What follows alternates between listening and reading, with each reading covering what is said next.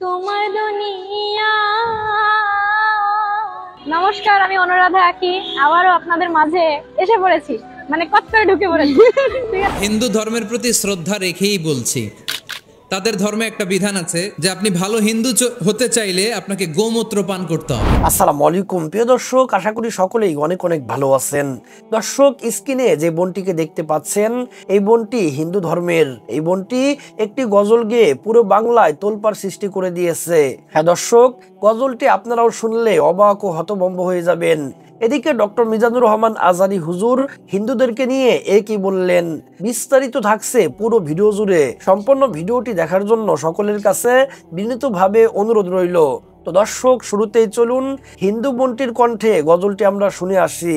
এরপরে ডক্টর মিজানুর রহমান আজারি হুজুর হিন্দুদেরকে নিয়ে কি বলেছে সেটি আমরা দেখব।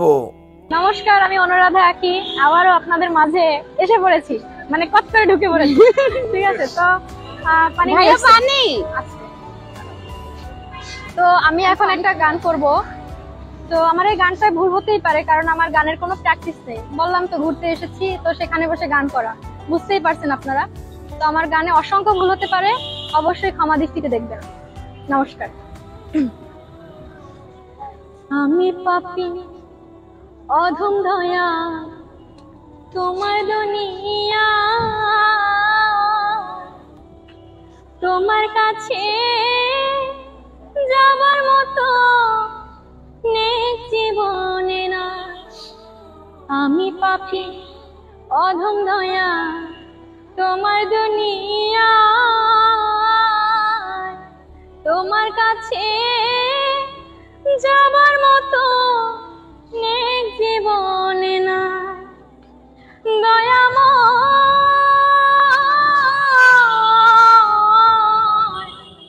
মাফি মাঙ্গে তোমার দরবারে, মাফি মাঙ্গে তোমার দরবারে। আমি পাপী অধম দয়া, তোমার দুনিয়া, তোমার কাছে যাবার মতো নেক জীবনে না। জীবন গেল ভোগ বিলাসে, আনন্দ আর হালাতে, তোমার কাছে যাবার মতো সঞ্চয় কিছু না। জীবন গেল ভোগ বিলাসে, আনন্দ আর হালাতে, তোমার কাছে যাবার মতো সঞ্চয় কিছু না।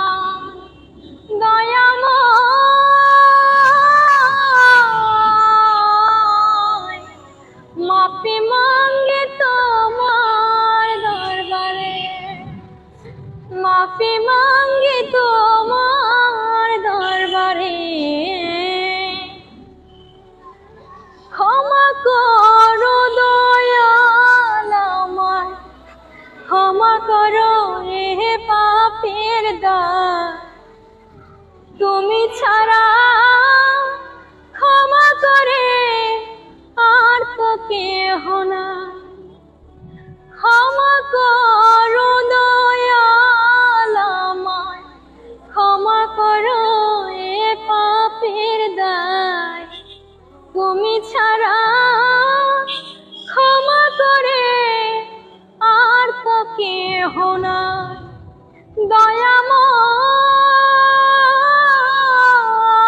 দয়াময় মাফি মাঙ্গে তোমার দরবারে, মাফি মাঙ্গে তোমার দরবারে। আমি পাপী অধম দয়া, তোমার দুনিয়া, তোমার কাছে যাবার মতো নেক জীবনে নাই। আমি পাপী অধম দয়া, তোমার দুনিয়া, তোমার কাছে যাবার মতো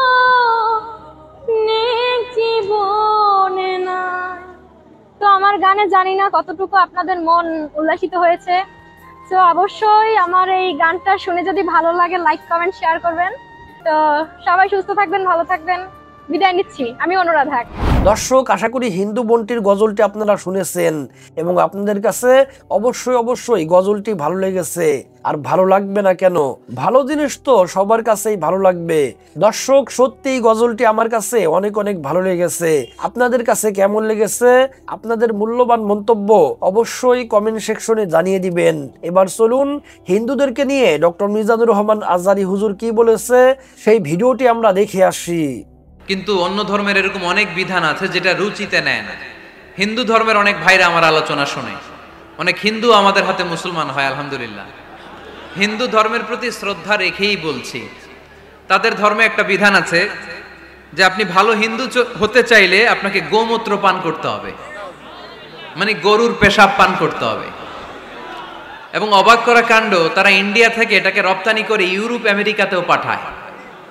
কারণ ইউরোপ আমেরিকার যে হিন্দুরা আছে সেখানকার সুপার স্টোর থেকে, শপিং মল থেকে ওইটা কিনে পান করে।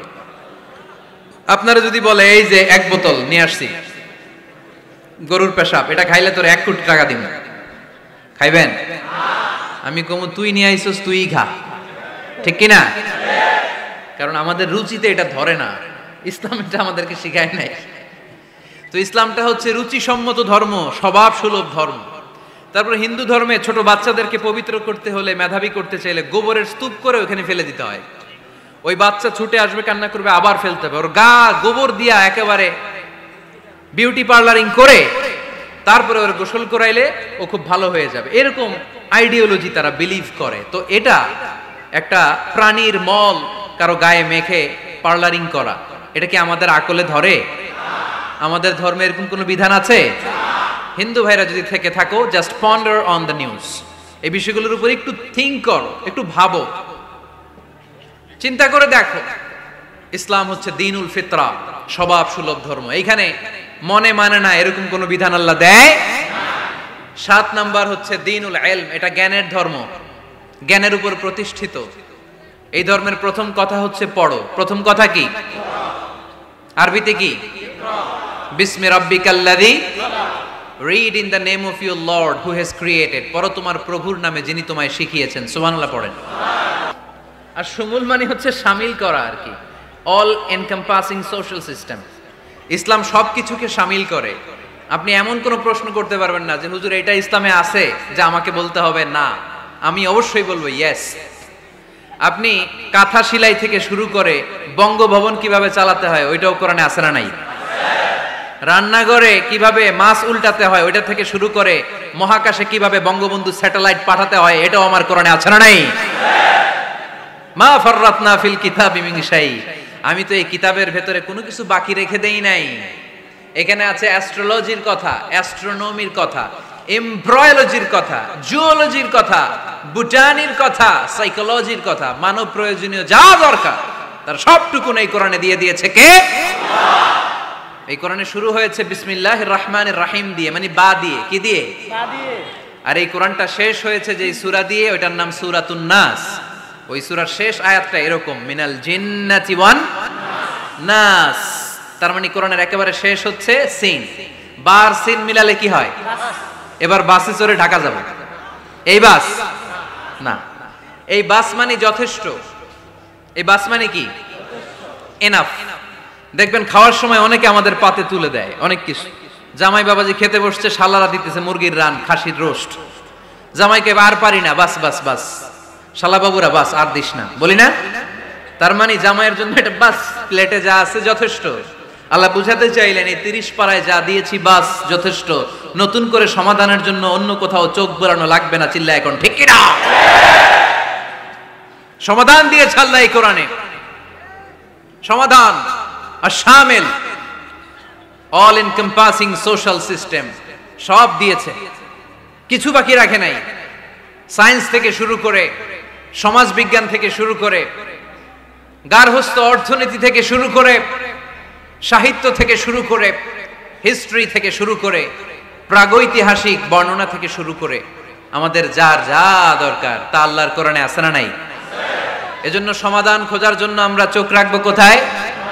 সমাধান চাও যদি জীবনে মরণে ফিরে যাও খুঁজে নাও চোখ রাখো কোরআনে ঠিক কি না চোখ রাখবেন কোথায় নাকি এনটিভির পর্দায় এটিএন বাংলার পর্দায় জি বাংলার পর্দায় সমাধান পেতে চাইলে চোখ রাখবো সমাধান চাও যদি জীবনে মরণে ফিরে যাও খুঁজে নাও চোখ রাখো কোরআনে ঠিক কি না তাহলে শামিল সবকিছু আছে এ ধর্মে ভাগাভাগি করা যাবে না মসজিদ আল্লাহর দিলাম বাকিটা আমি নিয়ে নিলাম করা যাবে খণ্ডিত করে মানা যাবে না কেউ আমরা সুফিপন্থী যারা এরা আধ্যাত্মিকতাকে নিয়েছে বাকি অনেক কিছুতে অবহেলা আন্দোলনপন্থী যারা এরা স্লোগান নিয়েছে আধ্যাত্মিকতায় অবহেলা অনেকে গবেষণা নিয়েছে বাকি দিকগুলোতে অবহেলা আমরা কোনোটার অবহেলা করতে চাই না ইসলাম হচ্ছে অল এনকম্পাসিং সোশ্যাল সিস্টেম মানলে পুরোটাই মানতে হবে রাজি আছেন তো দর্শক আশা করি সম্পূর্ণ ভিডিওটি শেষ পর্যন্ত দেখেছেন এবং ডক্টর মিজানুর রহমান আজহারী হুজুর কি বলেছে আপনারা বুঝতে পেরেছেন ডক্টর মিজানুর রহমান আজহারী হুজুর কিন্তু অনেক অনেক মূল্যবান কথা বলেছেন মাশাআল্লাহ আলহামদুলিল্লাহ দর্শক শ্রোতা আপনারা সকলেই আজহারী হুজুরের জন্য দোয়া করবেন আল্লাহ পাক রব্বুল আলামিন যেন আজহারী হুজুরকে হায়াতে তয়্যিবা দান করেন সর্বাবস্থায় যেন হিফাজত করেন আপনারা সকলেই আরো দোয়া করবেন আল্লাহ পাক রব্বুল আলামিন যেন পুরো পৃথিবীর নন মুসলিম ভাই বোনদেরকে হিদায়াত নসিব করেন তাদেরকে যেন অন্ধকার পথ থেকে আলোর দিশা দেখান তো ভিডিওটি এ পর্যন্তই ভিডিও নিয়ে যদি আপনাদের কোনো মন্তব্য থেকে থাকে আপনাদের মূল্যবান মন্তব্য অবশ্যই কমেন্ট সেকশনে জানিয়ে দিবেন ভিডিওটি ভালো লাগলে লাইক এবং শেয়ার করে দিয়েন আর হ্যাঁ নিত্য নতুন ইসলামিক ভিডিও পেতে চ্যানেলটি সাবস্ক্রাইব করতে ভুলবেন না ভালো থাকুন সুস্থ থাকুন এই দোয়া রইল বেঁচে থাকলে দেখা হবে পরের ভিডিওতে আল্লাহ হাফেজ